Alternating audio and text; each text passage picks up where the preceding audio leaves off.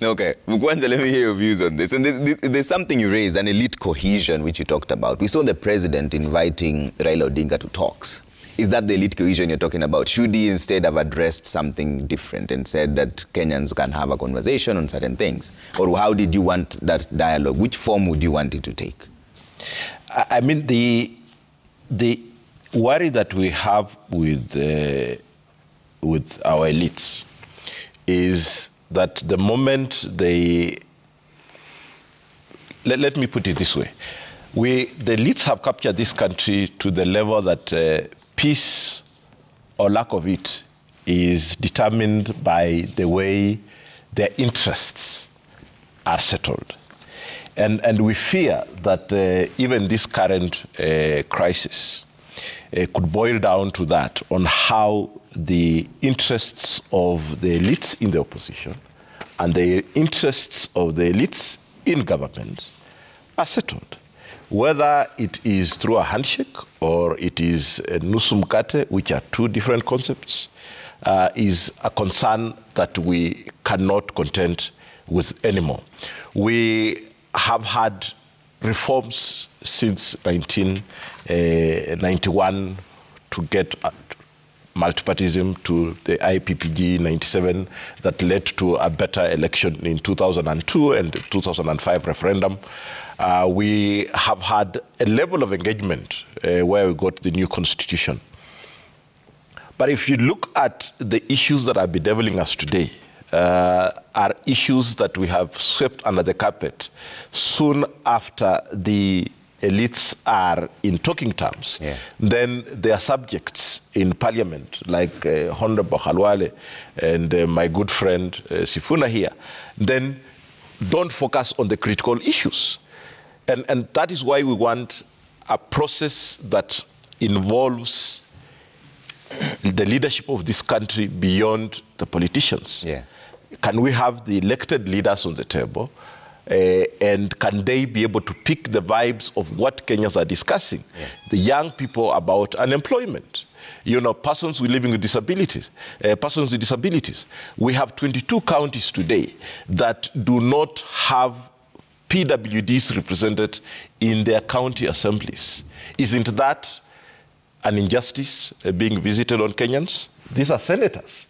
Why are we not having those issues, prosecuted and, decisions taken? Yeah, these are top officials of political parties. And that's why we have a secretary general here. Yes. We have a Senate whip here who is a senior, official of the ruling UDA. Yes. And these are issues that are not... Can we have a structure? What we want from Raila Odinga and the president is a structure around which Kenyans will be able to input in these conversations, and a proper agreement taken to parliament for these gentlemen and ladies, and that's why I asked to be able to converse. That's why I asked you which form this dialogue should take. Then is this going to birth a referendum moment? Because that's then is where all Kenyans will give their views and either vote yes or no. Because like there will obviously be a range with the numbers. There will be a range of recommendations that will come out of that process.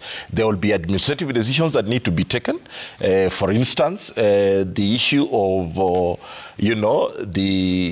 the high-handedness fashion with which police are dealing with protesters, and the way Article 37 has to be administered is an issue that can be looked into. And particularly if you look at the way the police are acting, there are areas that we have seen demonstrations ongoing and police enter into conversation with the protesters, and that goes on well.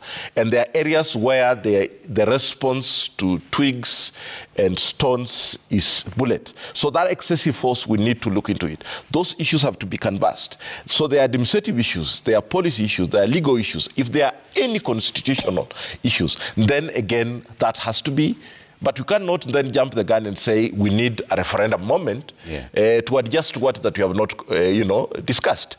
We are clear that possibly the settlement that we had in Naivasha about the new constitution 2010, people did a give and take, and we arrived at a presidential system that is still not very much settled. Yeah. And the challenges that we're going through, how do we further develop our political parties, institutionalize them in a way that the issues the Secretary General of ODM is complaining cannot, come when Kenyans elect and they allocate number of seats to this party and allocate the other seats to this. That is how they are setting up the government. Okay. So what do we do? Is it sufficient to say the person to declare that a politician has crossed the aisle? And this is not just a Kenyan problem. World over, we are seeing politicians misbehaving in that manner. But is it sufficient still to rely on the speaker to declare that Khalwale's loyalty has shifted from A to B? Or do we need a more deliberate way to make sure that the politicians are more disciplined? Because Kenyans don't just, it is like you're hired here to broadcast and to host the State of the Nation and other work. Then we find you at the gate simply because you find that job more exciting. I mean, that's not what you're paid to do. Okay. And these are the things that we're talking about. But we can only begin to start calling for, let's have a referendum once this conversation has happened. Okay. The question of whether our choice of electoral system, design, for instance, is good for a country such as ours that is highly ethnicized in terms of political mobilization. We're heavily relying on money to get elected. We are highly patriarchal. Challenges of gender equality and social inclusion I've just mentioned, besides the former Chief Justice declaring Parliament an illegality, and even this one still facing similar challenges. Are we sure that, for instance, First Past the Post will continually help us resolve the issue of gender equality and social inclusion, dealing with the issue of money in politics, particularly illicit money flowing in politics, because it's majoritarian. It's how much do you have, to be able to sustain the campaigns and such. The challenges around political parties institutionalization. How do we bring in that discipline? We need to interrogate our electoral system design. We need to interrogate our governance, system, whether this presidential system is working for us, or we need to go, further and improve ourselves. If we don't do that and leave these discussions to the politicians, we will be treated to the kind of conversation we're having here, the credentials of a man who is not here, and whether they can be able to do the job or not. Correct.